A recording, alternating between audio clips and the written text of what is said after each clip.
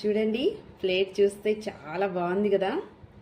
Butter chicken, mutton masala, chicken fry. ఇప్పుడు నేను mutton masala taste చేసి చెప్తాను ఎలా ఉందో. ఇది తినే ముందు మా వాడు అడిగినట్టు బటర్ చికెన్ని చేసి పెడదాం కదా, వాడి కోసమే నేను చేసింది. సో ఫస్ట్ అయితే వాడికి ఒక ముక్క తినిపించేసేద్దాం. ఎలా ఉందన్న బటర్ చికెన్? బాగుందా? ఇప్పుడే నిద్రలేచాడు. ఇప్పుడు నేనైతే మటన్ తిని చూసి చెప్తాను ఎలా ఉందో. చాలా బాగుంది. అండ్ లెగ్ పీస్ కూడా